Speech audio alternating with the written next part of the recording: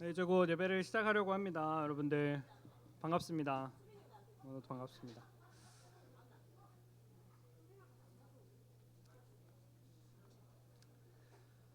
네, 우리 시간이 되었으므로 우리 뒤에 계신 선생님들도 앉아 주시고요. 우리 임원 선생님들만 우리 늦게 오는 아이들 맞이해 주시고 자리 잘 앉을 수 있도록 안내해 주시면 감사하겠습니다. 우리 다 함께 한 목소리로 사도신경 하심으로 예배를 시작하도록 하겠습니다. 함께 고백합니다. 나는 전능하신 아버지 하나님 천지의 창조주를 믿습니다. 나는 그의 유일하신 아들 우리 주 예수 그리스도를 믿습니다. 그는 성령으로 잉태되어 동정녀 마리아에게서 나시고 본디오 빌라도에게 고난을 받아 십자가에 박혀 죽으시고 장사된 지 사흘 만에 죽은 자 가운데서 다시 살아나셨으며 하늘에 오르시어 전능하신 아버지 하나님 우편에 앉아 계시다가 거기로부터 살아있는 자와 죽은 자를 심판하러 오십니다. 나는 성령을 믿으며 거룩한 공교회와 성도의 교제와 죄를 용서받는 것과 몸의 부활과 영생을 믿습니다. 아멘. 네, 여러분들 이 시간 기대하면서 오셨나요? 우리 고등부 친구들은 중등부실 오랜만에 오니까 좋죠? 좋아요? 네. 우리 함께 이렇게 나아가는 게 참 기쁨이고 우리가 이 시간들을 갖는 이유가 더욱더 주님과 가까워지기 위함임을 고백하면서 우리 주께 가까이 함께 찬양하고 시작하도록 하겠습니다.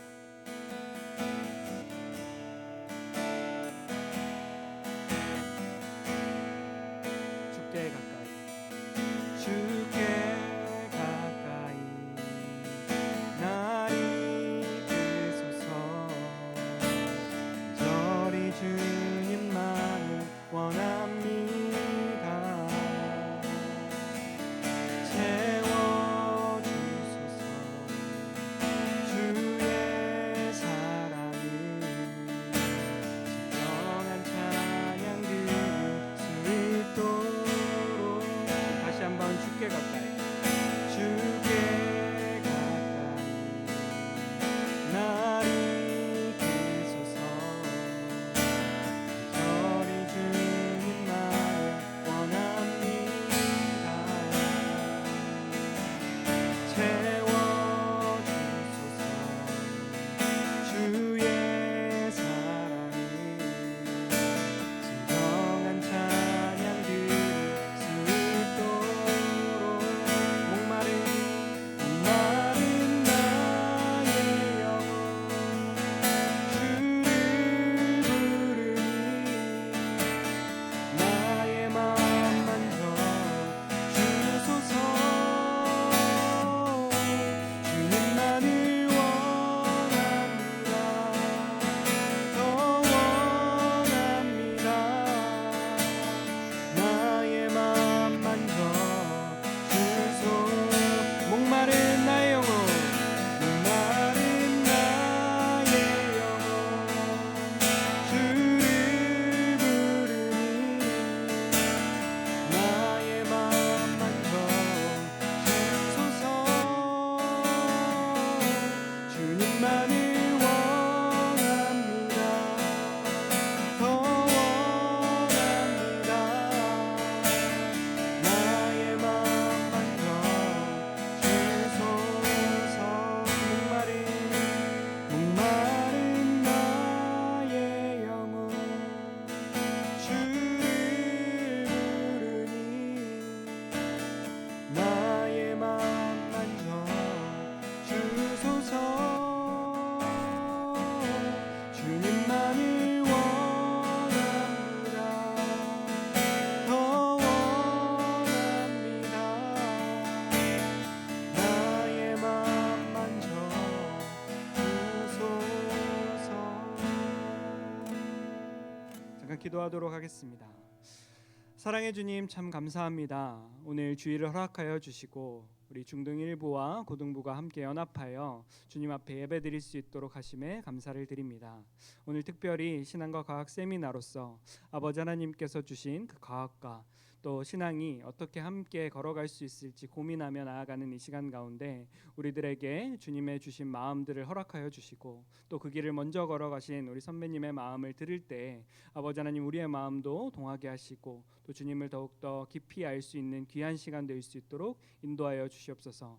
나오고 있는 우리 친구들의 발걸음 안전하게 지켜주시고 주님 이 시간 주님의 귀한 시간으로 허락하여 주셔서 우리 친구들이 뜻깊은 시간 될 수 있도록 주님께서 이끌어 주시옵소서. 주님께 모든 영광 올려드리오며 살아계신 예수 그리스도의 이름으로 기도합니다.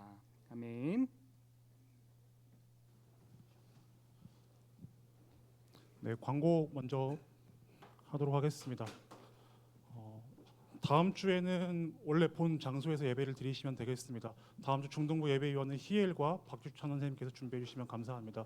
중동부는 청매투게더 계속해서 진행되고 있습니다. 매주 화요일 밤 10시에 줌으로 진행되니까 많이들 참석해 주시면 감사하겠습니다. 공통 광고입니다. 10월 27일 주일입니다. 10월 넷째 주인데요. 두 번째 시간입니다. 신앙과 과학. 이번에는 오늘은 누구와의 대화죠? 별로 관심이 없어요? 따라해 볼까요? 과학자 뭔지 알아요? 네, 네, 과학자와의 대화가 오늘 이루어지고요.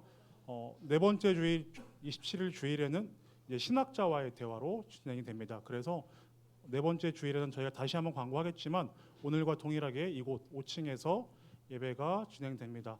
이곳에 시간에 맞춰서 와주시면 감사하겠습니다.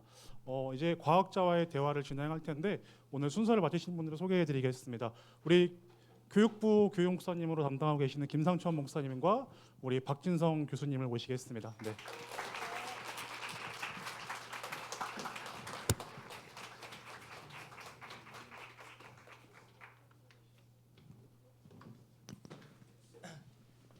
네, 여러분 반갑습니다. 오고 가면서 반갑게 인사하고 했는데 또 이렇게 중고등부 친구들 그리고 선생님들 함께 이렇게 뵐 수 있어서 너무 감사합니다. 교육부 섬기고 있는 김상천 목사입니다.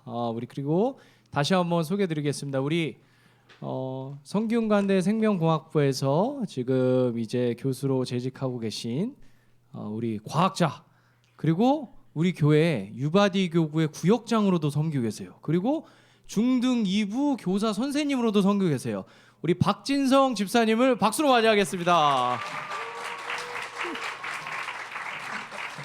네, 좋습니다.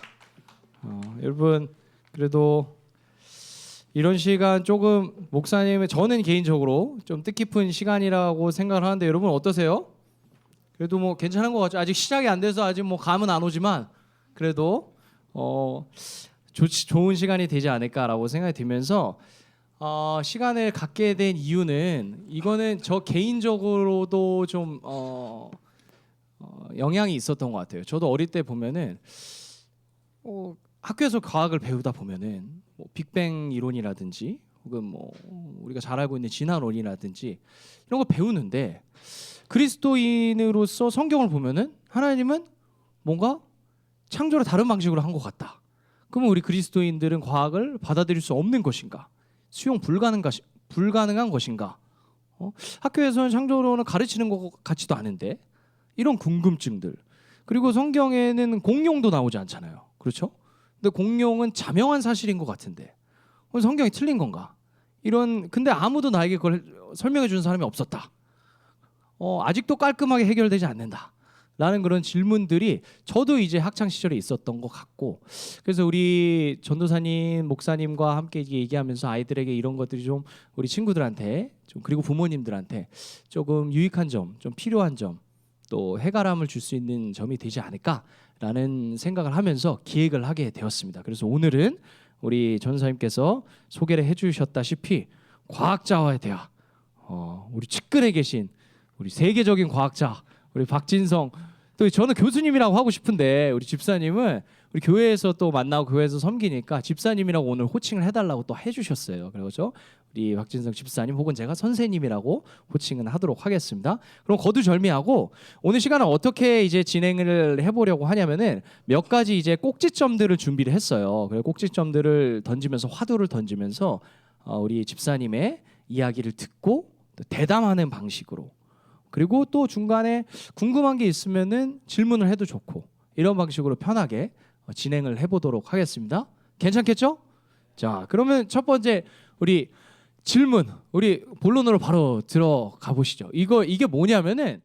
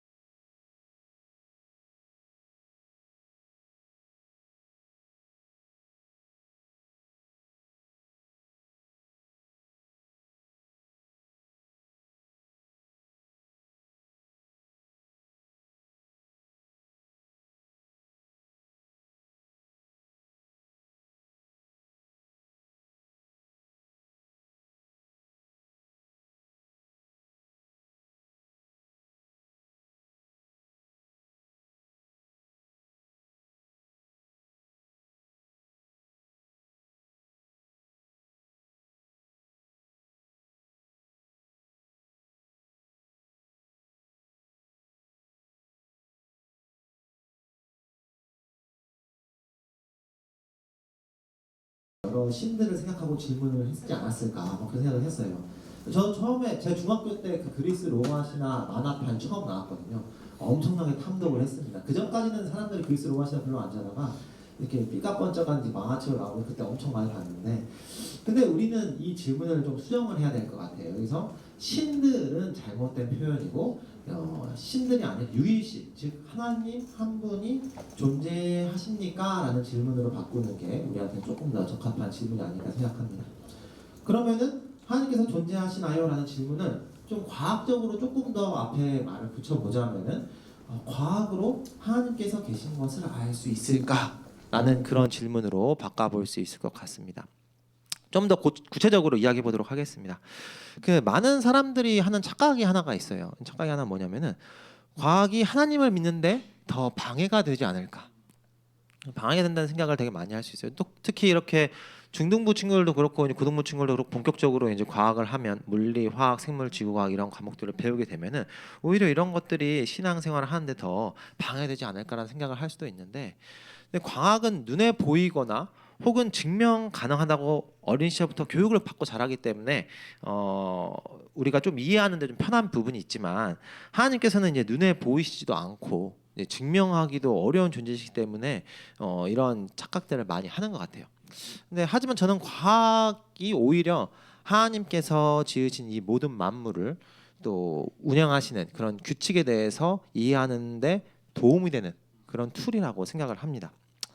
예, 사람들이 생각을 여러 가지 하는 것 중에 이제 대학을 나오고 저같이 이제 공부를 조금 해가지고 석사 학위를 받고 박사 학위를 받고 교수가 되면은 정말 많은 것을 아는 전문가라고 생각을 많이 해요. 여러분들도 저를 보면은 와, 이제 박진은 집사님 뭐 성균관대 물론 좋은 대학교죠. 그래서 이제 거기서 이제 교수하고 그러니까 잘 알겠지라고 하지만, 그 물론 제 전공 분야에 대해서는 남보다 조금 더 전문성이 있죠. 남보다 좀 더 잘 아는 것은 맞지만, 어느 박사님을 딱 불러놓고 박사님 이런 정말 학문에 대해서 잘 얼마나 아세요? 라고 질문을 하면은 대부분의 박사님들이 하는 말씀은 자기는 잘 모릅니다 라고 대답을 합니다.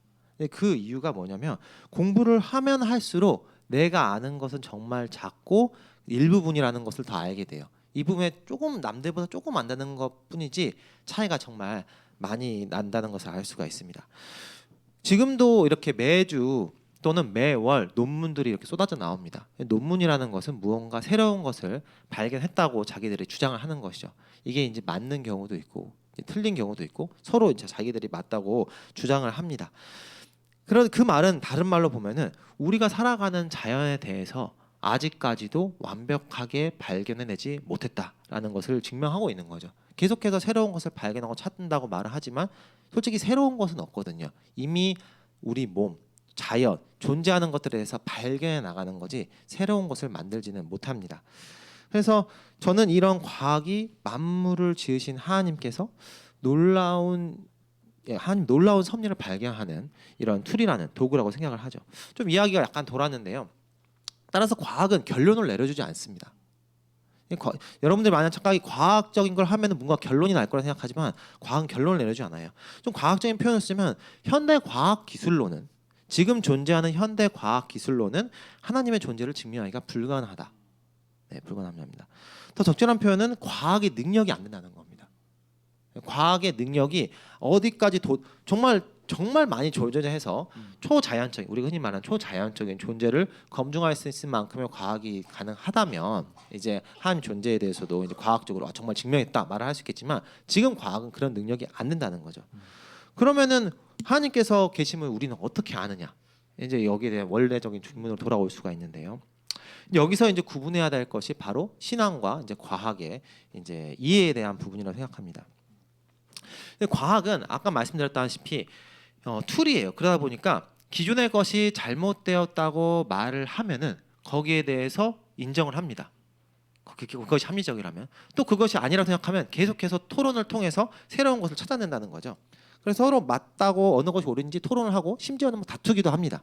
많은 과학자들이 자기가 맞다, 너가 맞다, 내가 맞다 이렇게 싸우기도 하고요. 이런 것들이 예전에는 직접 이렇게 만나서 했다라면 요즘은 이제 논문이나 이런 자료를 가지고 이제 논쟁을 하기도 합니다.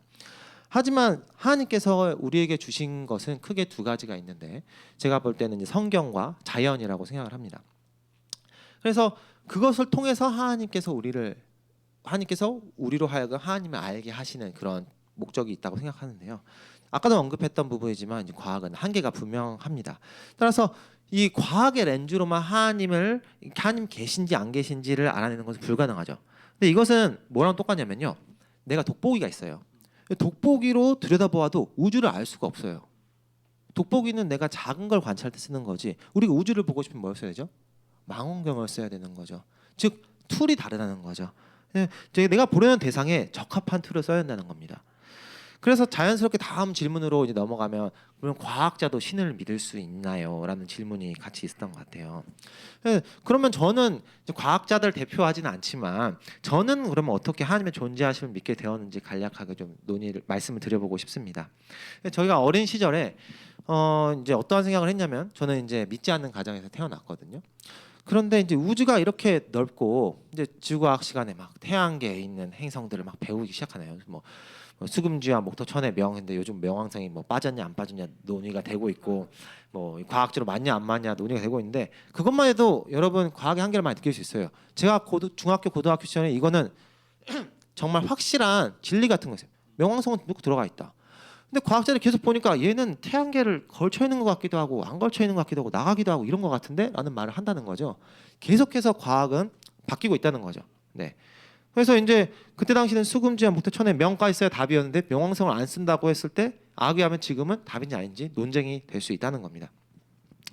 네, 그래서 이것이 저는 어쨌든 그렇게 많은 행성들이 있는데도 지구에만 생명체가 있다는 게 너무 신기했어요.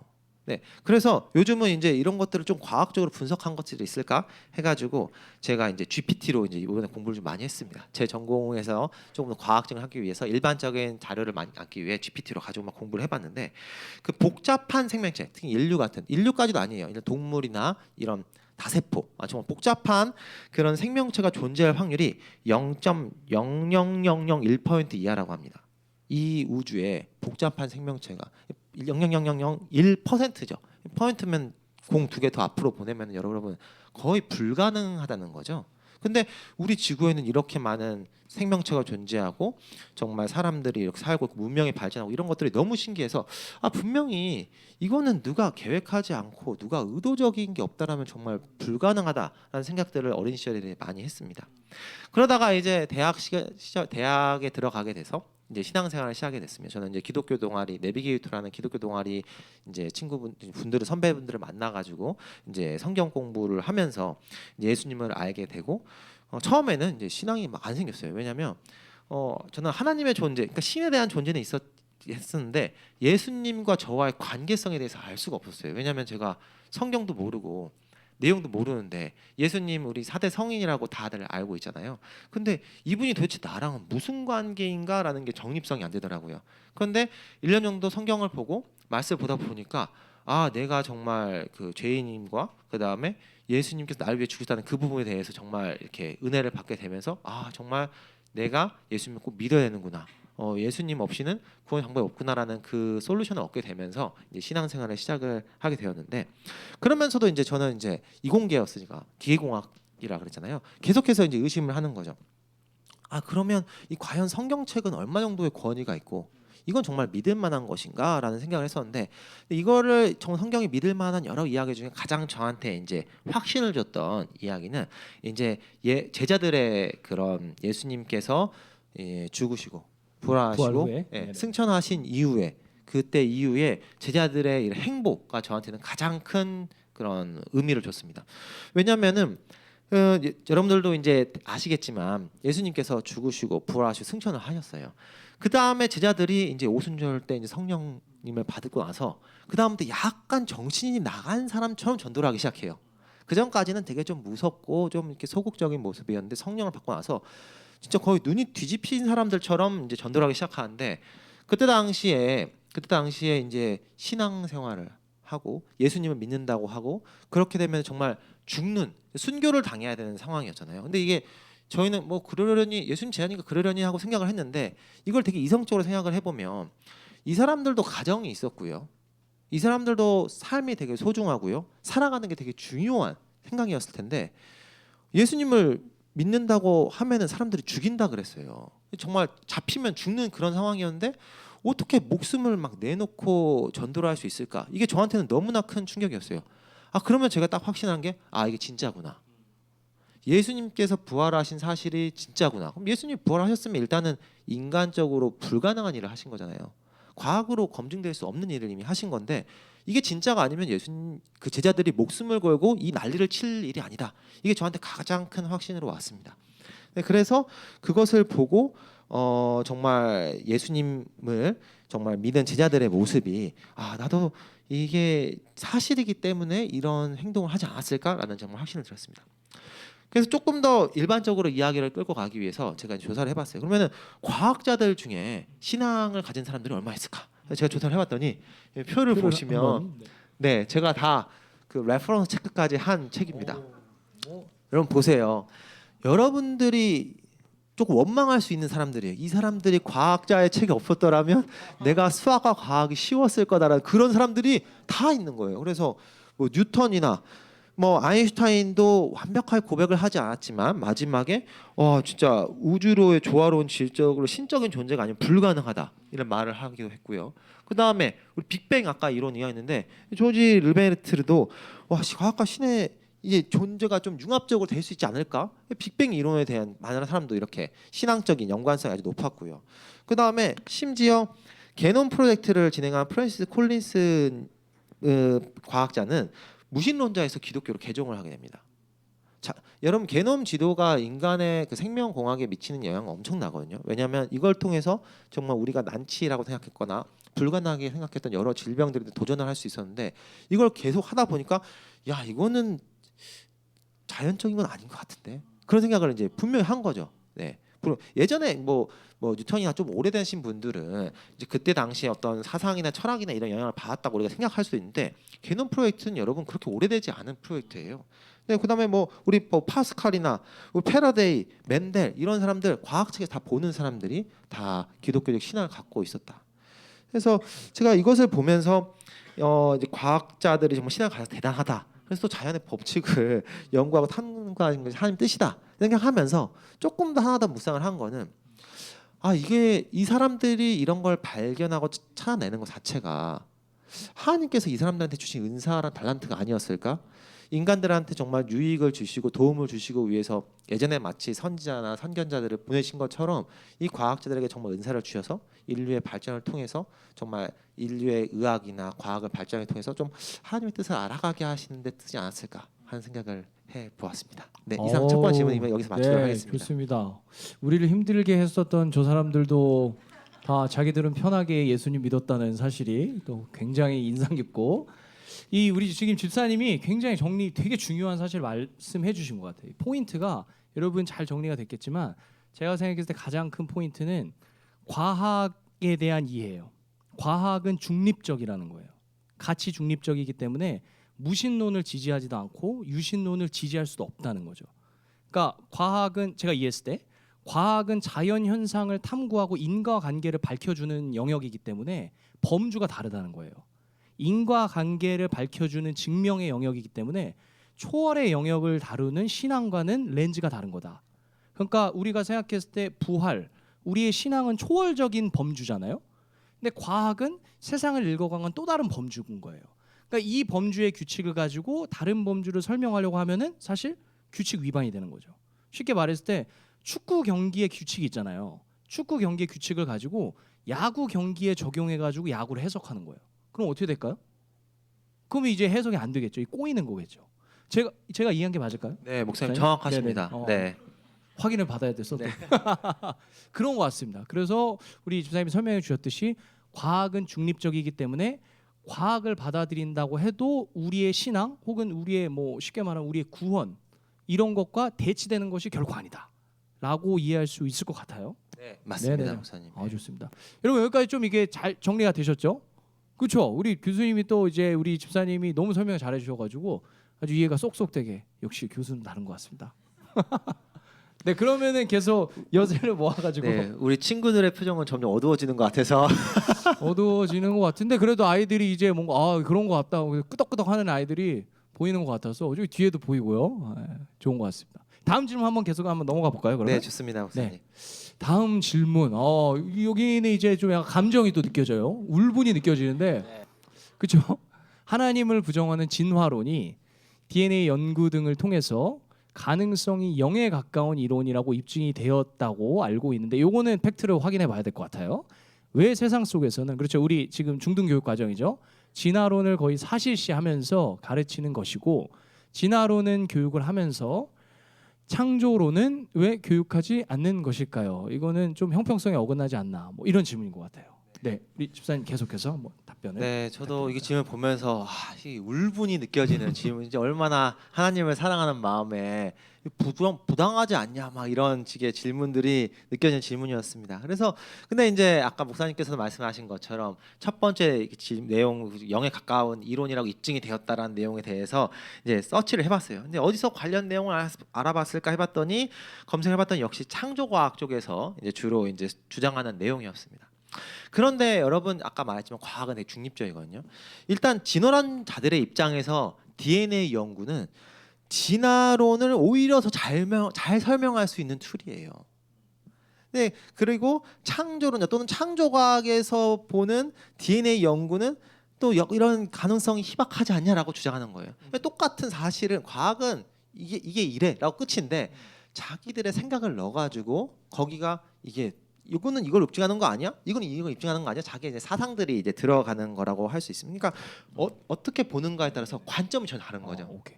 죄송해요. 여기서 이제 우리 집사님이 창조 과학이라는 걸 얘기를 하셨는데 우리 모르는 친구들이 있을 것 같아서 제가 잠깐만 간략하게 설명을 드리면은 그거를 들어보고 또 지지하는 분들도 계실 수 있어요. 이거는 제가 양해를 구하고 말씀드리는데 어떤 거냐면은 일종의 이런 모임이나 운동 성격을 띠는 거예요. 우리나라에 들어온 지 한 20년 정도 꽤 시간이 된 것 같아요. 신앙인들 중에 또 과학을 하시는 분들 중에 과학을 가지고 성경을 해석할 수 있다. 성경에 나온 내용들을 과학적으로 증명할 수 있다라는 마음을 가지고 그런 이론들을 나름의 규칙들을 펼쳐 나가는 분들이 있어요.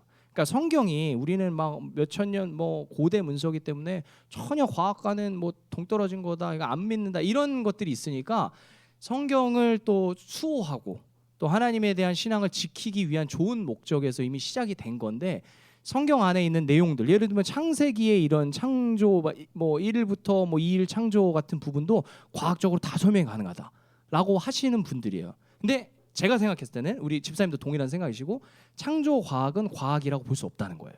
사실 과학이라고 볼 수도 없고 아까 말씀드렸다시피 과학과 신앙의 렌즈는 다른 범주죠. 그러니까 이 두 개를 섞어서 설명한다면은 오류가 생긴다, 해석의 오류가. 그래서 그거에 대해서는 반대하는 입장인 거예요. 그런 게 창조 과학인 거고 그걸 염두에 두고 나서 계속해서 한번 이야기를 이어 나가도록 해보겠습니다. 네. 근데 이제 목사님께서도 잘 설명해 주셨지만 근데 이런 것들은 이제 저의 견해인 거죠. 목사님과 저의 견해입니다. 또 그분들의 견해이기 때문에 근데 그러면 뭐가 맞냐 안 맞냐 계속해서 아규를 하는 거죠. 왜? 과학은 사실만을 말해주고 의도를 말해주지 않는데 자신들의 생각이 들어가니 다를 수 있잖아요.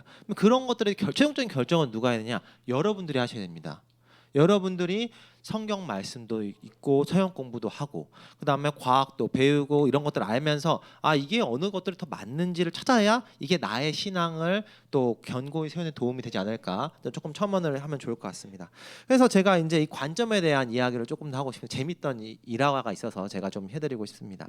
제가 정말 아끼는 후배가 한 명 있어요. 저랑 이제 학교는 대학은 다르지만 박사과정, 석박사 전 통합과정을 했는데 그 하는 동안 되게 친하게 지내서 정말 친동생같이 아끼는 동생이 있었는데 그 친구가 무신론자였어요. 무신론자인데 정말 얼마나 큰 무신론자였냐면은 저는 이제 기독교 동아리 활동도 하고 성역 공부도 나름 열심히 해서 그 친구랑 신앙식 토론을 하면은 연구소에 앉아서 3시간씩 토론을 하는 거예요. 형 이거는 왜 이렇게 말이 안 되지? 난 이런 식 설명하면은 막 이런 식으로 토론을 할 정도로 되게 저와 정말 친하고 가깝지만 그 부분에 대해서는 이해가 안 됐어요. 그러다가 이제 한 번은 둘이 해외 학회를 간 적이 있었어요. 이제 보스턴으로 갔었던 것 같은데 이제 학회 일정을 마치고 시간이 남아서 해양 박물관을 가게 됐는데 그걸 가게 됐는데 정말 그 귀여운 펭귄들을 본 거예요. 펭귄들 귀엽잖아요, 막 이렇게 뒤뚱뒤뚱 걸어가니까 그 동생이 딱 보더니 와 형 이건 진짜 빼박이다 그러면서 형 이걸 보면서 정말 진화의 신비가 느껴지지 않아요? 그러는 거 저한테.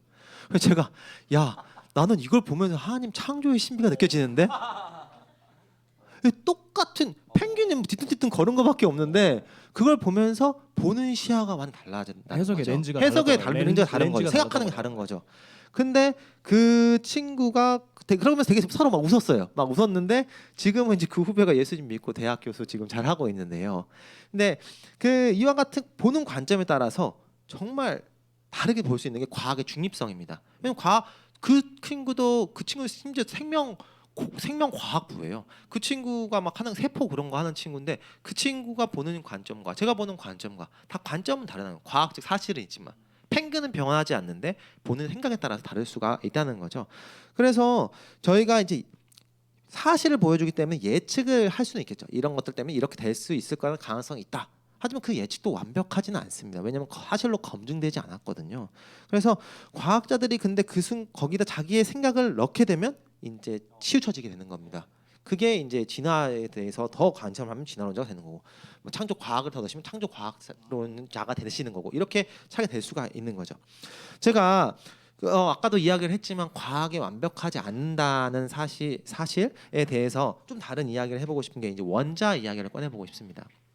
여러분들도 이제 원자에 대해 잘 알 텐데 원자를 쪼갠다. 일단 원자를 쪼갠다는 생각 자체가 일단은 별로 안 됐어요. 근데 원자를 쪼갠다고 생각을 하니까 원자 안에 이제 양성자, 중성자, 전자가 있다는 거 여러분 이제 상식적으로 들어보셨죠? 이렇게 있다고 했어요. 그래서 이제 제 전공이 또 아니니까 이게 현대 물리학이나 GPT 자료 받아서 막 하고 레퍼런스 체크를 해봤더니 그러면 이 양성자와 중성자를 나누기 위해서는 어떻게 해야 되냐? 그러면은 일단 입자를 빛의 속도로 가속을 시켜야 돼요. 그리고 매 초에 수천 바퀴를 돌린 다음 그 에너지를 가지고 충돌을 시켜야 됩니다. 어마어마한 거죠.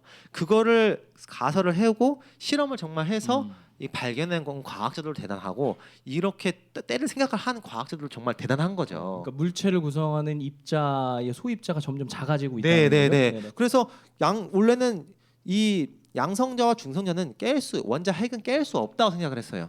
근데 때려봤더니 깨지는 거예요. 그래서 자 들어보셨겠지만 그 충돌을 시켜서 양성자와 중성자가 깨지면서 나오는 게 바로 쿼크라는 입자입니다. 지금 이제 이 쿼크는 지금 상태에서는 가장 작은 단위라고 할 수가 있어요. 그렇죠. 그래서 근데 이것은 현대 물리학에서 현재 말하고 있는 그런 주장인 거죠.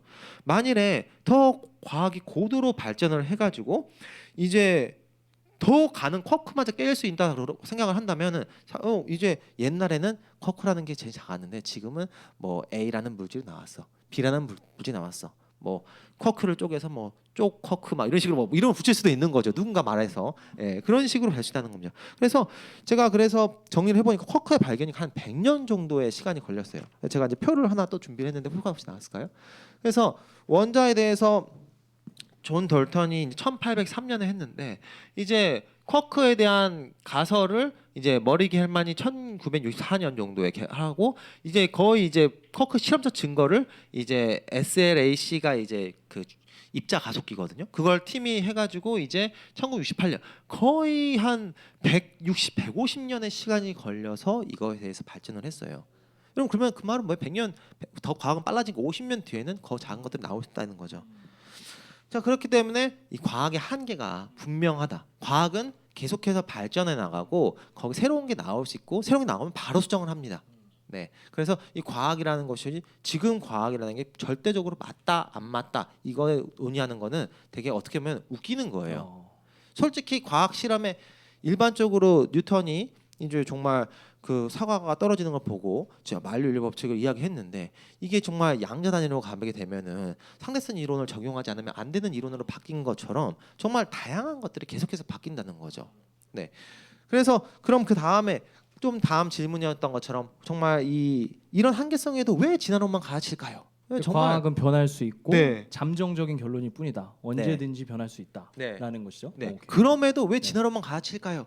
과학 선생님들 모르실까요? 물론 일단 자기가 작년에 가르쳤으니 올해 가르치면 편하니까 그럴 수도 있겠죠. 저도 그렇습니다. 수업했던 거 또한 편하니까요. 근데 그건 아니고 일단은 진화의 많은 부분이 과학적으로 입증을 되는 부분이 창조보다 훨씬 수월하기 때문에 그렇습니다. 아까 목사님께서 말씀하셨지만 창조 부분은 초월적인 부분이 들어가게 돼 있어요. 근데 그런 부분은 과학적으로 입증을 할 수가 없는 거죠. 그래서 일반적으로 딱 설명하면 창조론은 과학적으로 입증하기 너무 어려워요. 왜냐면 하나님께서 만드셨다. 그걸 어떻게 뭐 과학적으로 만드셨다는데 뭐 말을 할 수도 없고 하나님이 그러면 계시냐 안 계시냐부터 이야기를 해야 되는 상황이 오기 때문에 그렇죠. 그러면은 창조를 누가 했는가? 그러면 우리는 우리 입장은 하나님께 창조했어 말을 할 수가 있는데 만약 다른 종교를 가진 사람들이 말하면은 거기에 대해서 동의를 할까요? 그러면 기말고사 이렇게 나왔어요. 창조를 누가 했는가? 일본 하나님 뭐 누구 나오면은 다 답으로 할 수가 없잖아요. 그렇기 때문에 창조론을 그 일반적인 학교에서는 신앙적인 부분이 접해 있기 때문에 가르칠 수가 없는 부분이 있습니다. 저 역시 창조에 대한 소개가 충분히 이루어져야 된다고는 생각을 합니다. 그리고 그렇게 하면서 진화론을 이제 공부해야 한다는 입장인데요. 과학 선생님들은 대부분 이제 그렇게 못 하시고 계시거나 안 하시는 경우죠. 저는 이제 오히려 조금 더 생각해 보면 진화론에 대해서 설명을 할 때 이 진화론이 가지는 한계점에 대해서 설명을 해주는 게 더 맞은 방법이 아닐까 설명을 합니다. 왜냐면 아까 말씀드린 것처럼 과학은 계속해서 바뀌고 한계점이 있기 때문이죠. 그래서 그러면은 왜 진화론이 맞다고 배우는데 이게 완벽하게 나의 그 우리가 인류의 조상이 과연 뭔지에 대해서 못 밝혀주는 것 같은데 그럼 이게 도대체 뭐가 있지? 스스로 학생들이 생각을 해보고 해야 이게 진짜 우리가 교회에서 들은 하나님께 창조하신 이 부분이 없으면 안 되는 건가? 라는 생각으로 넘어갈 수 있는 계기가 되지 않을까 생각을 하고 있습니다. 그래서 이제 그러면 진화론의 일반적인 그 가장 큰 한계가 아직까지 풀지 못하는 미스터리가 있어요. 왜냐하면 진화가 100% 맞으면 여러분 론자를 떼야 돼요.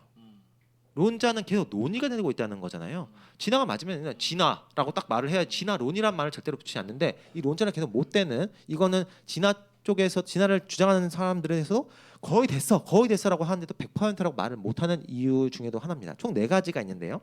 첫 번째는 화석 기록의 불완전성입니다. 이제 그 진화하는 사람들이 가장 공격을 많이 받고 이제 힘들어하는 그 파트가 이 파트인데요. 일단 화석이 나오는 것은 당연하죠. 화석은 진화의 중요한 증거를 이걸 가지고 우리가 이제 공룡 뼈 보고 하는데 여러분 공룡은 있었어요, 없었어요? 있었죠. 공룡 뼈가 나와가지고 막 티라노사우루스 입 벌리고 있는데 그게 어떻게 없어요? 그거 없다고 하는 순간 이거는 말이 안 돼. 과학이 눈에 보이고 내가 지금 만져지고 뼈가 만져지고 막 지금 하고 과학자 있는데. 열정이 느껴지셨죠? 네. 이걸 왜 안 받아들이냐고. 네, 이거는 없을 수 없어요.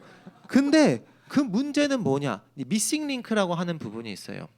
개체가 종과 종끼리해서 변화가 되는 부분이 있는데 그걸 이제 그 부분에 그러면은 변화될 수 A라는 데에서 B라는 종으로 변했다. 뭐 파충류에서 포유로 변했다. 뭐 저도 그 오더는 잘 명확하게는 잘 모르지만 그 변하는 사이에 종에 대한 화석이 나와야 되는데 이 화석을 우리는 이제 전이 화석이라고 합니다. 요즘 이제 미싱 링크라는 표현보다는 전이 화석이라는 표현을 좀 많이 쓰는데 자기네 불링 왜 미싱이라 그러면 자기 부족한 거 같잖아. 그러니까 이제 그걸 잘 안 쓰는 거예요. 예, 그래서 전이 화석이라는데 전이 화석이 거의 발견되지 않았어요.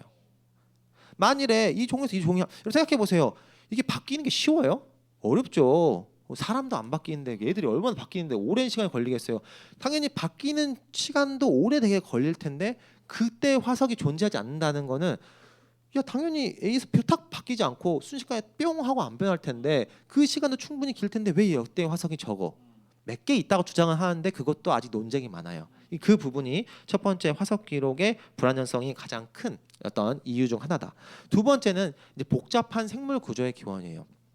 야 대부분 이제 진화론의 핵심은 자연 선택과 돌연변입니다. 자연 선택은 이제 자연의 어떤 여러 가지 것 중에 적응을 하기 위해 선택을 했고 그 중에 여러 가지 것 중에 갑자기 A만 있다가 A 프라임 같은 애들이 나와가지고 얘는 좀 다른 거 해봤는데 그게 가장 큰 건데 이런 자연 선택과 돌연변이가 된다고 한들 우리의 눈, 귀 이런 구조를 만든다는 게 너무 복잡한 게 그가 설명이 잘 안 되는 거예요. 여러분 우리가 제가 이제 며칠 전에 세미나를 갔다 왔는데 이제 귀에 대해서 되게 연구를 하시는 이제 그 기계공학 학자 교수님은 귀를 왜 기계공학 학자가 연구해? 왜냐하면 귀 안에 여러분 유체가 차 있거든요. 세방고리와 전정기가 들어봤죠. 그 안에는 유체를 해석을 해서 소리의 울림 같은 것들은 이제 기계공학의 영역이에요. 왜냐하면은 유체역학과 소음 진동 영역이 들어가 있거든요. 근데 그 교수님이 이제 엄청 막 그분 교수님도 스펙이 화려해요. 막 서울에 나오셔서 스탠포드 갔다가 막 지금 이제 서강대 기계학 교수님이신데 그 교수님이 귀에 대해 설명해 주시는데 저거 너무 소름이 돋았어요. 귀 안에 있는 그 구조 세방고리가 구조가 있는데 여러분 우리 이제 좀 더 공학적으로 가보면 저주파, 고주파 이런 거 들어봤을 거 아니에요. 막 고주파는 삐 하는 소리고 저주파는 무 하는 소리가 있다고 치면은 이 소리를 우리는 다 귀로 듣잖아요. 이 소리를 듣게 하기 위해서 귀가 이렇게 그 안에 정말 넓은 영역이 그 처음에는 넓고 두꺼운 그런 그 뭐랄까 막으로 시작을 하는데 이게 꼬여가면 꼬여갈수록 좁고 얇아진다는 거예요. 근데 일반적으로는 그냥 똑같은 두께로 만드는 게 되게 쉬웠겠죠. 근데 두꺼웠다가 얇아지게 되면은 그 두꺼운 데서는 이제 저주파를 잡기 쉽고 그 다음에 얇은 데서는 고주파를 잡기 쉬운 이런 식으로 너무나 신기해요. 이거는 거기서도 이제 그분들 그러시더라고요. 이게 정말 조물주의 창조의 원리인지 뭐 진화의 신비인지는 모르지만 이라는 표현을 쓰시면 하는데 전 그걸 보면서 이게 과연 아무런 설계 없이 아무런 생각 없이 그냥 탁 하면서 이렇게 나올 수 있었을까? 예, 이 부분이 또 이제 진화론자들이 되게 어려워하는 부분이 되겠습니다. 그다음 세 번째는 이제 종의 형성 메커니즘의 부분인데요. 이제 새로운 종이 어떻게 또는 또 특정 시점에 나타나는지 메커니즘 자체가 불분명해요. 알 수가 없는 거죠. 얘가 있긴 있었어. 나왔어. 근데 왜? 뭐 해석을 못 하는 거죠. 이게 왜 이때 왜 나와야 되는데 여기에 대해서 알 수가 없다는 거죠. 거기서 막 유전학 변화, 환경적 요인 등 상호작용이 되는지 계속해서 연구된다는 거예요. 근데 제가 봤을 때는 한계가 있죠. 연구해봐도 답이 안 나올 게 뻔하거든요. 왜냐하면 그 부분은 하나님의 창조의 원리에 기인한 부분이 있을 텐데 그거를 무시하고 하려고 하니까 당연히 찾기가 아주 어려운 부분이 있습니다. 마지막은 아까 말했던 것처럼 자연 선택의 이제 한계 부분입니다. 이제 자연선택과 돌연변이가 모든 진화적 변화를 설명할 수가 없다고 말씀을 드렸잖아요. 특히 그 다음에 그렇기 때문에 생명체의 기원 자체 아까 말했던 어떻게 시작이 됐어. 아까 여러분 막 그 들어봤을 거예요. 어떻게 해서 탄소 구조가 나오고 여기서 뭐 유기물이 합성이 되고 유기물이 제가 봤을 때 합성이 된 것도 거의 제가 봤을 때는 정말 쉽지 않은 내용인데 유기물 합성이 됐다고 한들 여기서 생명기관인 세포까지 넘어가는 거 이걸 검증을 할 수가 없어요. 예, 아무리 과학의 발전을 하고 해도 만들 수가 없다. 이 네 가지 점이 어떤 진화론의 큰 한계점들이 아닐까 생각을 하고 있습니다. 좋습니다. 저도 학창 시절에 이런 과학 선생님 만났으면은 제가 이과를 갔을 것 같은데 아쉬운 마음이 들고 여러분 좀 정리가 좀 잘 됐죠? 그러니까 이런 거예요. 진화론도 한계가 있다는 얘기를 들었고 그리고 그럼에도 불구하고 왜 진화만 이제 학교에서 가르치냐 이게 질문이었잖아요. 근데 우리 집사님이 설명을 해주신 게 진화론 자체에서도 과학자들 사이에서도 한계가 여실히 드러나는 것들이 있다라는 것들을 4가지 이론 정도로 소개시켜주면서 정리를 해주셨고 그러면 왜 학교에서는 창조 같은 것은 뭐 가르치지 않느냐? 물론 그걸 더 신념의 영역, 종교의 영역이라고 여겨서 가르치지 않는 부분도 있는 것 같아요. 근데 과학자의 입장에서 봤을 때는 진화로 접근하는 것이 이론적인 그런 해석이 훨씬 전략적으로 좋다. 그런 부분이 있어서 그런 것은 아닐까라고 정리를 해주신 것 같아요. 그래서 제가 들으면서도 생각나는 것이 이런 거죠. 그러니까 진화와 신앙이 우리가 받아들일 때 함께 받아들일 수 있는 부분이고 충돌되는 부분이 아니다. 왜? 규칙이 다른 범주의 부분이니까. 그럼에도 불구하고 나는 진화가 너무 좋다. 나는 신앙보다는 초월보다는 이론적으로 이성적으로 입증하는 진화만을 흠숭하고 싶다라는 분들에게도 일침을 가할 수 있는 거죠. 너가 그렇게 맹목적인 맹신의 대상으로 삼는 것조차도 한계에 봉착되어 있다. 그러니까 맹신할 필요는 없고 잠정적으로 그리고 다시 한번 생각을 가다듬고 질문을 던질 필요가 있다라고 뭐 생각하시면 될 것 같아요. 정리가 맞습니다. 네, 감사합니다. 제가 틀린 것도 있기 때문에 네, 한번 점검을 받아야 됩니다. 너무 좋네요. 저는 이제 여기 이제 귀 연구하시는 그 선생님 이론 설명 들었을 때요. 정말 신기해서 흥미로웠어요. 그것도 기계공학에서 또 다룬다는 것이 여러분 또 진로에 대한 진로 상담이 필요하시다면 언제든 중등 2부로 찾아가셔서 박진성 선생님께 네, 항상 아이스크림 열려 있습니다. 항상 열려 있습니다. 네. 네, 좋습니다. 그러면 또 다음 질문, 거의 마지막 질문일 것 같아요. 여러분 그래도 뭐 재밌죠? 네, 괜찮죠? 생각보다 흥미롭죠? 설명 너무 잘해 주셔가지고 3번째 질문 한번 볼게요. 그리고 나서 여러분들 질문도 좀 받아볼게요. 질문할 게 있으면 좀 정리해 주세요. 선생님들도 질문하셔도 돼요. 물론 우선권은 학생들에게 돌아갑니다. 네, 진화론과 창조론을 섞은 창조진화론. 신이 세상을 만들고 그 속에서 이게 사실 어떻게 보면 용어가 이제 유신진화론이라고도 볼 수 있을 것 같아요. 그러니까 신은 존재한다. 신을 받아들일 수 있지만 신이 진화라는 섭리를 통해서도 창조해 가는 그런 해석의 영역인 거죠. 이를 믿는 것은 주님의 존재를 부정하는 것인가요? 이 이론은 가능성이 있는 이론인가요? 저는 이렇게 이해를 했는데 창조 진화론, 유신 진화론 이런 것들이 합당한 것인지 가능성이 있는 이론인지 요거에 대해서 한번 설명해 주시면 좋겠습니다. 저도 이제 질문을 받고 이런 것들을 이제 계속해서 이제 공부를 하면서 저도 공부가 많이 됐던 것 같은데 그래서 제가 이제 검색을 해봤어요. 창조 진화론이 어떤 내용인지 정확한 정보를 이제 여러분들께 드려야 되니까 그러니까 창조 진화론은 그러니까 창조론과 이제 진화론을 이제 조합시키려는 신념 체계다 이런 표현을 쓰더라고요. 그래서 관점에 따르면 진화론이 설명하는 생명의 발달 변화 과정은 맞지만 이 과정에 이제 신의 계획 또는 창조적인 힘이 이루어졌다고 이 부분에 대해서 생각을 하는 부분입니다. 그래서 생명의 기원과 진화가 자연 선택, 돌연변이 등 과학적으로 설명되는 부분도 맞지만 그 과정 자체는 신의 섭리나 찾는 목적에 의해 주도되었다고 믿는다라는 그런 내용이 창조 진화론이다라는 이제 내용에 대해서 확인을 했고요. 저의 생각을 정리를 해보자면 저는 이제 과학자죠. 제 이제 직장도 그렇고 직업도 과학자는 과학을 부정하지는 않습니다. 과학이 부정이 되면은 현대 문명이 쌓아올린 모든 것 자체가 부정이 되기 때문에 과학의 한계를 분명히 저는 있다고 생각하고 인식을 하지만 지금까지 나온 과학 자체의 연구와 발견을 절대로 부정할 수가 없어요. 자, 그러면 먼저 우리 좀 핵심적인 질문을 한번 해보겠습니다. 진화가 되었을까요, 안 되었을까요? 여러분 어떠세요? 진화가 되었을까요, 안 되었을까요? 목사님 어떠세요? 진화. 저는 일정 받아들입니다. 네, 진화가 안 되었냐 진화 자체가 질문 자체가 과학자들한테는 이거 무슨 소리 하는 거야? 라는 말만 똑같은 거예요. 왜냐하면 아까 말했잖아요. 화석이 나오고 있어요. 공룡 나오고 있잖아. 근데 어떻게 진화가 안 됐다 그래? 진화가 안 됐다고 말하는 거는 과학을 부정하는 거예요. 진화는 된 거죠. 근데 아까 말했던 것처럼 완전한 진화가 됐냐 안 됐냐 이런 부분에 대해서 논의가 돼야 되는 거지 진화 자체를 부인할 수는 없는 겁니다. 이거는 이제 과학적인 입장으로 정확히 저도 확신을 가지고 이제 말씀을 드린다고 할 수 있는 거죠. 그러면 그렇다고 창조가 안 되었습니까? 네, 그 진화론으로 다 설명 안 된다고 말씀을 제가 분명히 드렸잖아요. 저는 이제 저는 크리스찬으로서 또 예수님 믿는 사람으로서 당연히 창조에 대해서 확신을 가지고 있습니다. 아까 말씀드렸다시피 화석도 완벽하지가 않습니다. 그래서 이미 나온 결과는 당연히 받아들여야 되지만 이제 거기서 나오자는 결과를 내가 이 합리적인 추론이라는 걸 포장을 하면 사람들이 이제 주장을 하기 때문에 그래서 진화론자라고도 말하지 않고 진화론 신봉자라고 말을 할 정도로 이런 식으로 자기의 신념을 갖다 넣는 사람들이 되게 많이 있습니다. 그래서 그거는 제가 봤을 때는 이제 그 사람의 이제 견해라고 볼 수가 있는 거죠. 그래서 여러분들이 항상 이것을 잘 파악하는 이제 객관적인 그런 지혜를 이제 향상시키는 게 필요하다고 하는데요. 창조 진화론에 대해서 그런 점에서 봤을 때는 신앙적 관점에서 되게 이제 일치를 한다고 생각을 했습니다.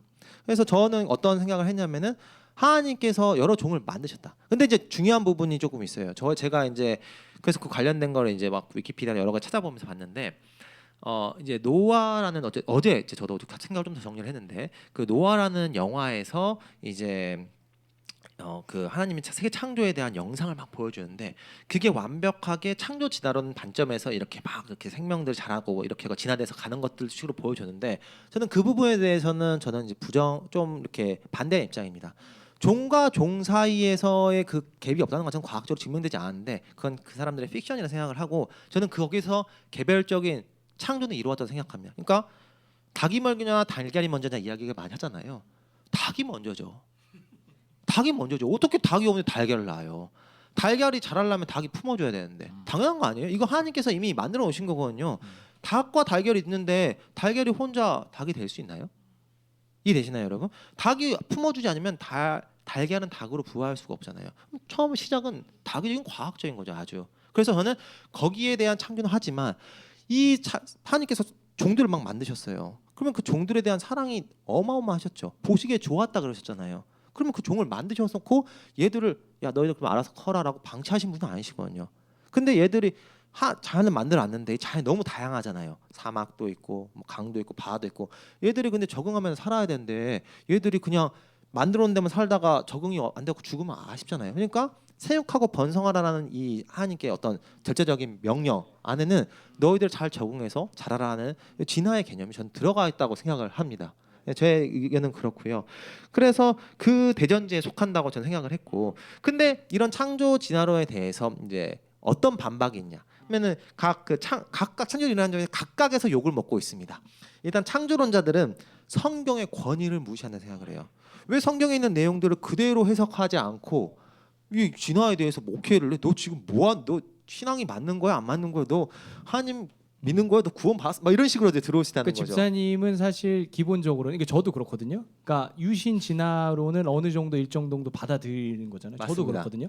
저도 어느 정도 받아들이면서 유신 진화론을 쉽게 설명하면은 하나님께서 진화를 창조의 도구로 사용하신 것으로 나는 이해한다라는 거예요. 유신 진화론이라는 것이 창조를 우리가 생각했을 때 뿅 하고 하나님이 그냥 옛다 뭐 지구다 옛다 인간이다라고 만들었다는 게 아니라 하나님이 진화라는 도구를 통해서 자기의 창조를 역사를 행하셨다라는 것이 이제 유신 진화론을 아주 간략하게 설명한 것이고 저도 사실 그 입장을 조금 지지하고 물론 그게 완벽하다고 보지 않아요.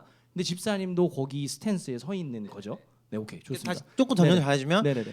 진화의 일정 부분은 당연히 사실입니다. 오케이, 네네. 그건 이해를 해야 합니다. 하지만 하나님께서 종에 대한 창조, 예를 들어 사람이 그러면은 막 여러 가지 이야기가 나올 수 있어요. 갑자기 그러면 계속 진화를 해가지고 원숭이에서 사람이 됐으면 그러면 언제부터가 아담이야? 말이 되지가 좋은 않죠. 질문이네요. 예, 말이 되지가 않아요. 여러분 생각해 보세요. 그러면은 그러면 오스트랄로피테쿠스 정도 나올 때쯤 그때부터 아담인가? 아니면은 이 전인가? 그러면 그 사람들이 걔가 언제 선악과를 따먹었어? 그렇죠. 인지를 있었나? 우리 언제부터 직립보행을 했고 뭐 말이 되지 않습니다, 여러분. 그 부분에 대해서는 밝힐 게 너무 많은 거죠. 제가 봤을 때는 분명히 종에 대한 하나님께서 정말 그러면 여러분 이거를 창조란 진화 이쪽에 아주 앞부분을 생각을 해서 여러분들 생각이 고립될 수 있는데 이거를 신약 시대로 가져오면 아주 쉽습니다. 여러분 예수님께서 물을 포도주로 바꾸셨잖아요. 여러분 이건 말이 되나요? 과학적으로 증명될까요? 불가능하죠. 이건 여러분 연력학 법칙, 질량 보존의 법칙 뭐 다 오병이어도 그런 네, 거잖아요. 오병이어. 질량 보존의 법칙 완전 말도 안 깬 되는 거죠. 거잖아요. 예, 그렇죠? 이렇게 완벽하게 여러분 깬 그 이론인데? 예수님 근데 거기 그러면 사람들이 막 이렇게 이거는 사람들이 거기 먹은 사람 몇천 명인데 그 사람들이 다 그리고 그 사람들은 성경에 대해서 잘 모르고 진짜 빵 먹으러 온 사람들이에요. 떡 먹으러 온 사람들인데 그 사람들이 떡을 안 먹었으면 갔을까요? 안 갔겠죠. 예수님을 왕으로 추대하려고 안 했겠죠. 네. 그리고 막 그 다음에 뭐 나사로를 살리시고 뭐 이런 것들은 과학적으로 거의 불가능한 일이에요. 근데 하나님이 인간을 몸으로 입고 오신 예수님은 그걸 하셨거든요. 그게 그리고 사실이기 때문에 제가 아까 말씀드렸던 제자들이 목숨 걸고 전도를 한다는 걸 저는 이제 믿고 있는 입장이고요. 그런 분이 뭐 뿅 못 만든다? 불가능한 거 아니시죠. 지구를 만드시고 이 세상을 만드신 분이 그거 못 하시겠어요? 이런 식으로 생각을 해보면 여러분 그 앞에서 진화 창조에 관해서 이야기하지만 하나님의 능력은 우리가 생각하시는 것보다 훨씬 크십니다. 그래서 저는 그래서 일정 부분의 진화에 대해서는 당연히 동의를 하지만 그러니까 그 안에서 종 안에서 적응을 하고 선택을 하고 내가 살기 좋게 조금 더 유리하게 왜냐하면 안 죽으려고 생육하고 번성해야 되니까 하나님이 그렇게 축복 주시고 지켜주시니까 하지만 뭐 갑자기 종을 뛰어넘거나 이런 것들에 대해서는 저는 이제 받아들일 수 없는 부분도 네, 있다. 그렇게 오케이, 설명을 좋습니다. 하고 싶습니다. 네네네. 또 이제 진화론자들은 어떤 비판을 하냐면은 음. 자연 과정에 설명할 수 있는데 이게 무슨 말이냐? 거의 이렇게 박쥐 같은 지금 입장이에요. 여기서도 뭐 도움을 받고 저기서도 도움을 받는 이론이라고 합니다. 근데 이제 아까 제가 설명을 충분히 했던 것 같지만 이제 하나님께서 세상을 지으시고 만물을 지으실 때 정말 생육하고 번성하라고 했고 만든 개체들이 정말 잘 자라고 그 안에서 성장하고 번식하고 이런 것들을 원하셨을 거라 생각을 하거든요. 그래서 그렇기 때문에 우리가 가지는 신앙이 어떻게 될지 좀 돌아봤는데요. 아까 이야기 뒷부분에 내가 이걸 믿는다고 해서 주님의 존재를 부정하는 것일까요? 저는 전혀 그렇지 않다고 생각합니다. 특히 우리 중고등부 친구들 과학을 하면서 되게 신앙과 또는 이렇게 갈등되는 부분들이 있을 텐데 이게 제가 아까 말씀드린 완벽하게 맞다. 저도 지지한다라고 말씀하지 않지만 진화의 일정 부분을 이렇게 이거는 진짜 믿을 수밖에 없는 사실이거든요. 근데 이거를 부정을 해야 되나? 내가 교회 다니고 부정해야 되나? 그렇지 않아요. 또 그걸 부정한다 그래서 주님의 존재를 부정한다? 하나님께서 그렇게 속 좁으신 분이 아닙니다. 제가 봤을 때는. 네, 그렇기 때문에 이런 고민을 더 하고 내가 하나님을 찾아가는 거 이것들이 중고등부 친구들한테 신앙에 성장하는 계기가 되지 않을까 생각합니다. 감사합니다. 네, 우리 박수 한번 하가요. 네. 왜냐하면 여기까지가 우리가 준비했던 질문 거의 메인의 마지막이었습니다. 마지막 것도 혹시 있나요? 요거 하나 좀 넘겨주세요. 짧은 거. 여기 앞까지가 이제 메인이었고 요거는 진화론을 주장했던 다윈이 죽기 직전 심판을 두려워해 진화론을 부정했다는 이야기를 들은 적이 있는데 이거 팩트인가요? 라는 질문. 요거는 첨언해서 마지막으로 한번. 네, 저도 들어본 적이 못 올라가지고 찾아봤어요. 그랬더니 유명한 사건이더라고요. 이게 그 레이디 호프 사건인데, 근데 중요한 거는 그 다윈이 사망한 지 한 30년이 지난 후에 1915년에 그 영국의 레이디 호프라는 인물이 이에서 이 내용이 퍼졌는데 이제 다윈의 회심 이야기라고 이제 말을 하고요. 그 다음에 찰스 다윈이 생애 말년에 자신의 진화론을 철회하고 기독교 신앙으로 돌아왔다는 주장이다 내용인데. 근데 결론적으로 말씀을 드리면 역사적 근거가 부족하고 다윈의 가족들에 의해서 강력히 부정이 됐습니다. 그래서 가족이 반박을 했는데 아내 엠마가 다윈을 포함한 가족들이 레이디 호프가 다윈을 방문한 적이 없대요. 그 다음에 다윈의 생애 마지막까지 자신이 제한 진화론을 후행한 철회한 적이 없다고 말해서 신빙성이 낮다고 말을 했어요. 제가 봤을 때 이게 팩트죠. 가족이 부인을 했는데 제가 그래서 여러분들께 말씀을 드리고 싶은 부분은 특히 지금 시대가 더 심해요. 예전에는 이거를 또 이제 창조론이나 그런 것들을 더 지지하는 분들이나 또 몇몇 목사님들도 이런 것들을 이야기를 하면서 다윈이 마지막에 이렇게 돼서 이거는 이렇게 된 거야라고 설득하기 좋으니까 아주 많이 퍼졌다고 말을 하는데 결론을 우리 알아보니까 거의 이제 아닌 걸로 팩트로 이제 제가 봤을 때는 한 99% 팩트인 것 같아요. 아닌 걸로. 자, 그 말은 뭐냐? 정보가 잘못된 시대에 여러분들 계속 살고 있는 거예요. 특히 여러분 요즘 유튜브 있잖아요. 또 이제 정치 성향이나 이런 분들 가짜 뉴스에 대해서 계속 이야기하고 있잖아요. 너무 많은 이야기들이 나오고 있습니다. 그래서 카더라 통신이라고 하죠. 누가 했다더라. 파고 들어가 보면 이게 아닌 것들이 너무 많은 거예요. 근데 이게 중요한 게 제가 봤을 때는 과학과 신앙의 부분에도 아주 많이 침투해 있어요. 과학을 막 정말 그런 것처럼 누가 뭐 제가 하는 말도 물론 100% 아닐 수 있어서 저도 항상 레퍼런스 참조고문헌을 참고를 해서 말을 하려고 하는데 그런 것들에 대해서 검증되지 않은 것들이 되게 많이 있을 수 있어요. 그래서 여러분들한테 추천을 드리고 싶은 거는 요즘 제가 아까 받은 GPT나 이런 것들 너무 잘 나와 있거든요. 근데 물론 GPT가 가상의 내용을 생성해주기도 하지만 지금 제가 정리한 것처럼 기존에 정리되어 있던 사실이나 이런 걸 요약해주는 부분에서는 얘는 창조론자도 아니고 진화론자도 아니니까요. 정말 객관적인 그 팩트를 인터넷에 긁고 와서 자기가 정리해가지고 보여주는 거기 때문에 그런 것들로 검증하는 습관을 되게 들이는 것이 필요합니다.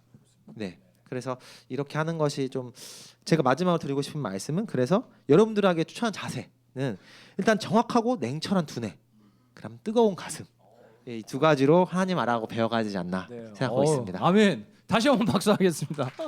어우, 냉철한 이성과 뜨거운 가슴. 아, 좋습니다. 너무 좋죠. 저는 이제 집사님 마지막에 해주신 말씀이 정말 중요한 것 같아요. 우리 전도사님이나 목사님 통해서도 늘 항상 함께 공유하고 있겠지만 항상 신앙에 있어서는 해석의 주체자가 내가 돼야 되는 거예요. 하나님 앞에 내가 단독자로 서는 것이기 때문에 우리가 사실 성경을 볼 때도 사실 전도사님, 목사님 저도 포함해서요. 목사님들의 도움을 받지만 그 해석에 압도되면 절대 안 돼요. 내가 한 사람을 존경한다고 해서 우리 뭐 누가 목사님이 이렇게 말한다고 맹신하면 안 되는 거예요.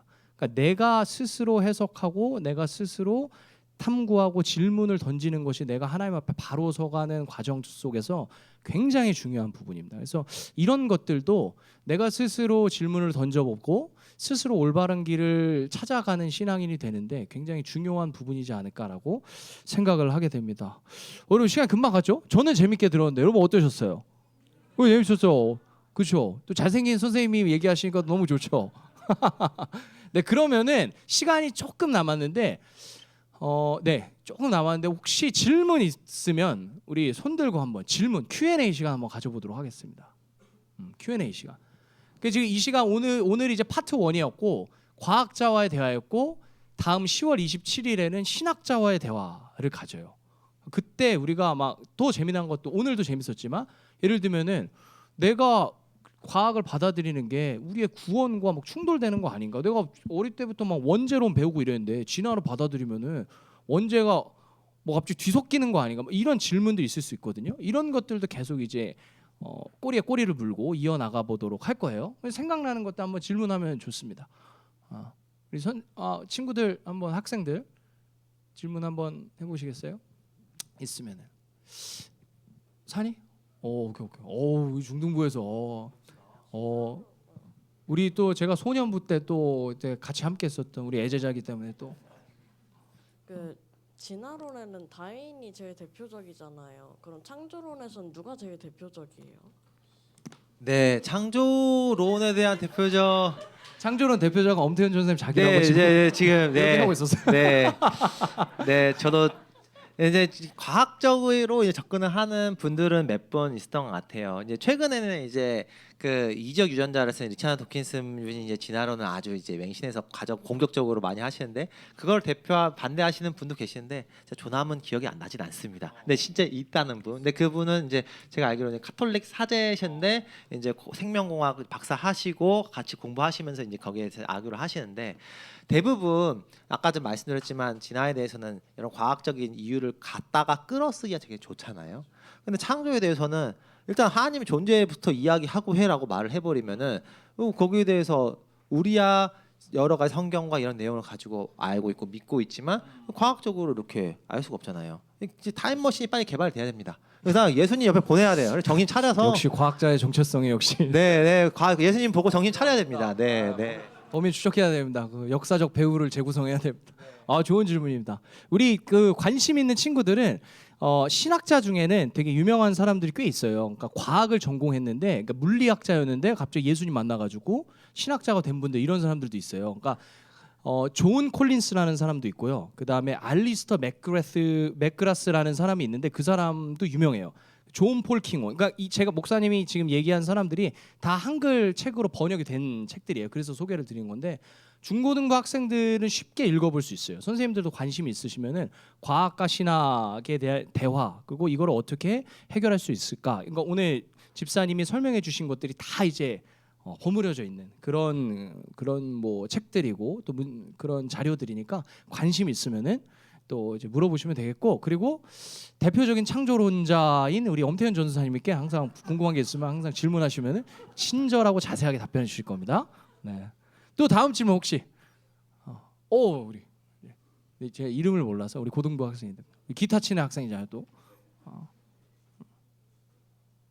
대신이었나? 네, 맞습니다. 그죠? 대신이. 오케이. 항상 너무 궁금했던 건데 왜 하나님께서는 진짜 우주가 너무 크잖아요. 지구가 먼지도 안 될 만큼 왜 지구고 그게 너무 제 머리에선 이해가 안 가는 거예요. 그래서 그게 궁금합니다. 혹시 하나님이 다른 행성도 살피고 있으실까? 좋은 질문이네요. 물론 과학자로서 한번 네, 물론 이제 답이 제가 이제 생각하는 건 지금 제가 생각하는 자연과 뭐 성경의 근거 또는 제가 알고 있는 짧은 지식으로 가지고 생각하는데 저는 그 답을 저 스스로 이제 저는 과학자니까 제가 궁금했던 것들 여러 가지를 스스로 답을 그래도 알고 있어야 설명을 할 수 있잖아요. 모르면 찾아봐야 되고 저도 이제 그런 고민을 되게 해봤거든요. 아까 우주가 너무 넓은데 왜 이렇게 했을까? 전 첫 번째로 일단 우주까지도 안 하고 태양계만도 생각을 해도 태양계가 저는 이런 생각을 했어요. 수금주의 목표 천의 명이 존재를 해야 이 균형이 맞아야 지구가 생명체를 할 수 있는 조건이 되지 않았을까? 그러는 거. 왜냐면은 여러분들 이런 이야기 들어봤는지 모르겠지만 우리 지구가 한 200m 정도만 좀 더 태양과 가까이 가게 되면 생명체가 살 수 없는 그런 행성으로 바뀐다고 합니다. 왜냐면 너무 뜨거워가지고 너무 절묘하거든요. 그럼 약간 기울어져 있는 것도 절묘하고 이런 모든 것들이 완벽해지려면 이런 것들이 필요하셔서 설계하지 않았을까? 물론 다른 행성도 하나님께서 만드셨기 때문에 이제 케어를 하시겠지만 중요한 거는 이제 사람을 만드신 목적이나 이런 것도 더 들어가게 되는데 하나님께서 사람을 만드신 목적이 정말 자기가 교제를 하고 풍성한 삶을 나누고 이러시려고 하셨는데 그러려면은 그런 아직 생명체가 안 사는 곳보다는 지구와 또 사람에 대해서 애정을 더 갖고 계시지만 당연히 그런 지금 지구가 또 계속 과학적으로 봤을 때 팽창하고 있다고 하잖아요. 전 그 점도 너무 신기한 게 하나님께서 계속 사역하고 계시는구나. 이 저 안정과 여러 가지 상태에 따라서 이렇게 하시는 거구나. 네, 그런 생각을 하고 있고요. 그래서 그리고 또 하나는 저는 더 이제 좀 신앙적인 접근으로 보면은 이 드넓은 지구에서 그 좁은 나라의 한국에서 수원에 있는 나 얼마나 겸손해야 하나. 네. 사람이 교만하면 안 되는데 이 넓은 우주를 보면서 정말 하나님 존재를 깨달으면 겸손해져야 되는데 결국 우리가 계속 이렇게 청매하고 하면 계속 왕들 계속 교만. 결국 하나님께 제일 싫어하는 교만이 그런 걸 깨닫지 못하는. 그래서 많은 그 천체 물리학자들 이제 우주를 공부하시는 분들의 이 신앙 가는 경우가 되게 많다고 알고 있습니다. 물론 저도 팩트를 체크해봐야 되지만 제가 아주 예전에 읽은 책으로는 너무 광활한 우주에 이 생명체가 존재하고 이 자체가 너무 신비롭기 때문에 되게 신의 존재를 부정할 수 없다 이런 식 고백을 했던 사람들의 이야기를 들은 적이 있습니다. 네. 집사님도 과학을 알면 알수록 하나님 앞에 더 서게 된다는 거잖아요. 더 겸손하게 되고.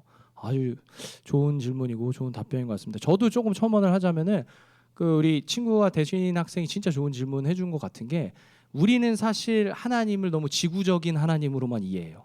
그러니까 우주적인 하나님인데 실제로 신학을 공부한 지금 신학 연구에서도 하나님의 존재성에 대해서 하나님을 우주적인 차원에서 이해해야 된다라고 굉장히 지금은 거의 사실 통념이 됐어요. 그러니까 집사님도 과학자 입장에서 잘 말씀을 해주셨고 그래서 지금 봤다시피 우리는 지구인이니까 지구만 보이죠.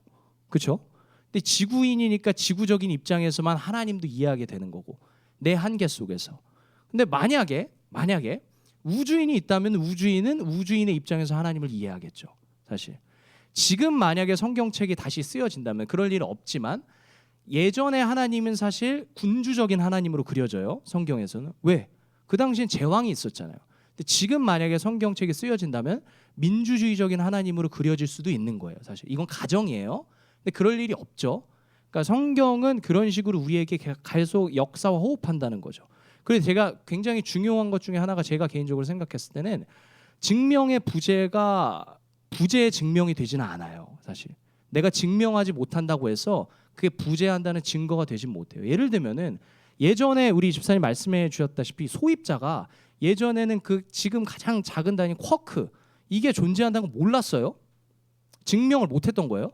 근데 증명하지 못했다고 해서 그게 존재하지 않았던 건가요? 아니죠. 지금 알게 된 거죠. 그러니까 우리 하나님도 그렇다는 거예요. 우리가 하나님을 증명하지 못한다고 해서 하나님이 존재한다는 걸 부정할 수 없다는 거예요. 이런 것들을 우리가 한번 좀 생각하면 훨씬 좋지 않을까 싶습니다. 하나만 더 첨언을 하자면, 근데 더 놀라운 거는 그 쿼크가 이미 존재하고 있다는 거예요. 우리의 과학이 정말 발전을 해서 발견해낸 건데 이미 있었던 거예요. 근데 몰랐던 거죠. 그러니까 우리는 아직 이 자연과 우주와 이걸 얼마나 알겠어요. 사람은 정말 겸손해져야 됩니다. 미물 그래서 같은 존재다. 네, 왜냐면은 하나님께서 만드신 거에 정말 뭐 알지도 못해요. 뭐 여러 가지 힘의 이론들이 있거든요. 뭐 강력, 뭐 핵력 여러 가지가 있는데 이걸 뭐 다 통합을 해야 막 이런 빅뱅 이론이 나오고 하는데 아직 거기에 그냥 이론하고 말만 하지 그 연구조차 되지 못하고 있는 것들이 수두룩박박하거든요. 네, 그런 네, 수두로 빡빡합니다. 네, 좋습니다. 네, 좋습니다. 네, 그럼 시간이 됐어. 혹시 우리 선생님들 중에 한 분 질문 있으신지 있으시면 없다면 뭐 억지로 짜낼 필요는 없고요. 이 질문이 없다는 건 두 가지 중에 한. 선생님, 네, 최수 선생님, 수현 선생님, 우리 중등부. 저는 그 유사 진화론이라고 하셨나요? 유신진화론. 유신진화론. 그게 굉장히 정서적으로 팍 이렇게 좀 부담감이 들었거든요. 부담감이 왜 드셨어요? 그러는가 생각해 보면 네. 제가 학교 다닐 때 그 당연히 진화론을 배웠죠. 제가 생각하는 진화론의 그 골자는 그 인간이 먼지 같은 존재에서 아메바, 그다음에 다세포, 원숭이 이렇게 고개의 진화론 우리가 생각하고 있는 거의 핵심이었거든요. 근데 그 진화론을 그 창조랑 약간 처음 한다는 게 굉장히 처음으로 딱 그게 정서적으로 딱 반감이 생기더라고요. 근데 우리가 생각하는 진화론은 보통 학교에서는 그렇게 배웠던 것 같아요. 근데 이제 과학자시니까 우리 친구들도 아마 거의 학교에서 배우는 그 생물 시간에 배우는 진화론은 그게 골자일 거예요. 그 단세포에서 다세포가 되고 그다음에 원숭이가 되고 돼서 이제 사람이 됐다 그건데 그러니까 진화론에 대한 그 기본 골자가 뭔가 궁금했어요. 우리가 생각하는 그 진화론의 내용이 그거 말고 다른 아까 뭐 그 자연 선택인가 뭐 그런 거 있었잖아요, 그죠? 그런 거에 대해서 잘 모르니까 그것만 생각하고 그 유신 창론에 대해서는 전혀 저는 그걸 받아들이는 자체가 신앙을 부정한다고 생각했었거든요. 근데 오늘 듣고 너무 굉장히 놀랐어요. 그 진화도 일부 부정 그거를 받아들인다는 걸 이건 신앙적이지 않은가 신앙적이지 않다고 생각했거든요. 또 오늘 그 듣고 진화론에 대한 그 기본 골자가 큰 게 어떤 게 있는 건지 되게 궁금해요. 우리가 생각하는 그 원숭이에서 사람으로 간다 그것만 생각하고 있었는데 다른 어떤 그 큰 메인이 어떤 게 있는 건지 짧게라도 설명해 주시면. 네, 그러니까 집사님이 말씀해주신 부분이 아까 말씀드렸던 종과 종의 어떤 변화 이런 부분인데 저도 아까 제 입장은 이것도 저희 생각 견해일 수 있죠. 근데 저의 입장은 종과 종에서는 이게 진화가 됐다는 거는 저는 부정한다. 저는 그 창조에 대해서는 하나님의 권리가 분명히 닭을 만들고 오리를 만들고 하셨을 거다. 근데 예를 들어서 뭐 닭이 아니 예를 들어서 어떤 A라는 생물체가 물 밖에서 좀 생활을 해야 되는데 뭐 그런 것들이 좀 필요해, 호흡이 필요해. 그런 것들에 대해서 진화하는 부분에 대해서는 이미 화석이 존재하고 증거가 존재하는데 이거를 부인하는 순간 이거는 신앙과 과학은 완전히 이거는 다른 거고 물론 보는 시야는 다르지만 이거는 내가 이거를 현대 과학을 부정해야 신앙을 가질 수 있는가라는 질문에 직면을 하게 되거든요. 네. 근데 옛날에는 이제 당연히 목사님들도 그렇게 말씀을 해주시고 했어야 이해가 되니까 그럴 수 있는데 저의 지금 견해는 종과 종 사이는 아니지만 일반 환경에 적응을 하고 그 다음에 거기서 변화되고 네네. 그런 것들에 대해서는 맞아요. 분명히 그 사실이 나온 건 받아들여야 되지 않나 저는 그런 입장을 가지고 있습니다.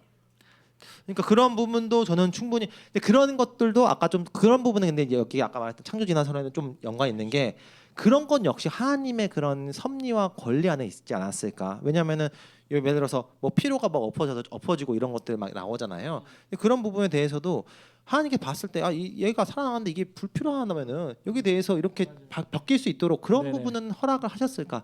제가 생각하는 하나님 되게 유두리 있으신 분이 아니실까? 제가 생각했을 때 선생님의 불편함의 포인트는 우리가 학교에서 배우는 단세포가 다세포가 되고 아메바가 원숭이가 되고 원숭이가 기어다니다가 일어나서 걸어다니고 이거를 전면적으로 받아들여야 한다고 생각하시는 것 같아요. 그럴 필요는 없을 것 같아요.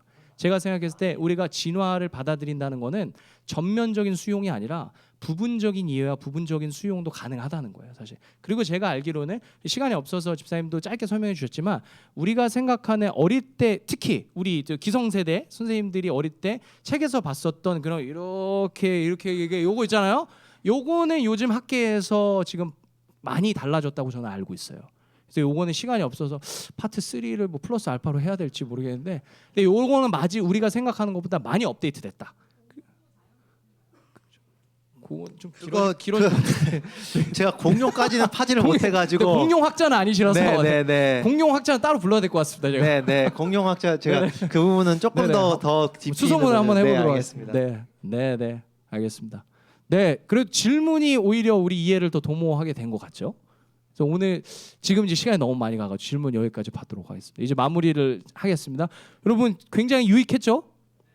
너무 좋았죠. 우리 다시 한번 우리 좋은 시간 만들어 주신 우리 박진성 교수님 큰 박수 한번 드리도록 하겠습니다. 아, 감사합니다. 네. 저도 너무 즐겁고 아주 유익한 시간이었고, 계속 이거는 사실 첫 수를 배부른 게 아니에요. 저희는 완성이 아니니까 요거를 이제 뭐 필두로 해가지고 질문을 계속 던져 나가면 좋겠습니다. 27일에도 시간이 이어지고요. 선생님들과도 이런저런 대화를 나누면서 나만의 신앙을 좀 찾아가면 좋지 않을까 싶습니다. 자, 그러면 시간이 제가 많이 가서 제가 마지막으로 기도하고 축도하고 마치도록 하겠습니다. 제가 잠깐 기도하겠습니다. 하나님 감사합니다.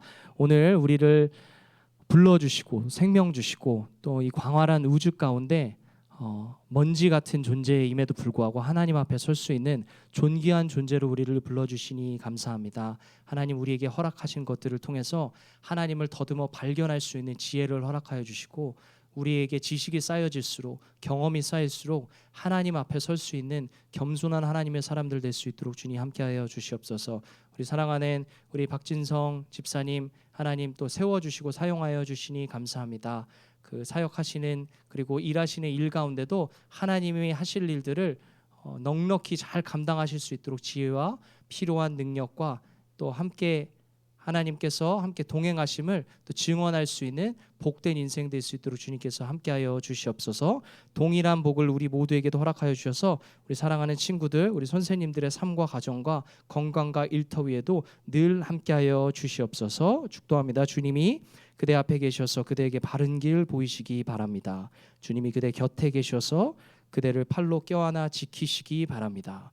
주님이 그대 뒤에 계셔서 못된 사람들의 흉기에서 그대를 보존하시기 바랍니다. 주님이 그대 아래에 계셔서 그대가 떨어지면 받아주시고 그대를 덫에서 끄집어내시기 바랍니다. 주님이 그대 안에 계셔서 그대가 슬퍼할 때에 그대를 위로하시기 바랍니다. 주님이 그대 둘레에 계셔서 남들이 그대를 덮칠 때 막아주시기 바랍니다. 주님이 그대 위에 계셔서 그대에게 복 주시기 바랍니다. 은혜로우신 하나님께서 이처럼 그대에게 우리 모두에게 복 주시기 바랍니다. 이제는 우리 주 예수 그리스도의 은혜와 하나님의 사랑과 진리 가운데로 인도하시겠다 약속하신 성령님의 함께하심이 지금 이 자리에 머리 숙인 사랑하는 우리 학생들 한 사람 한 사람, 선생님들 그리고 전도사님, 목사님, 우리 사랑하는 중고등부 식구들, 권속들의 삶과 건강과 일터 위에 이제로부터 영원토록 함께하시기를 간절히 축원하옵나이다. 아멘. 네, 감사합니다. 박수로 마치겠습니다. 네, 고등부 친구들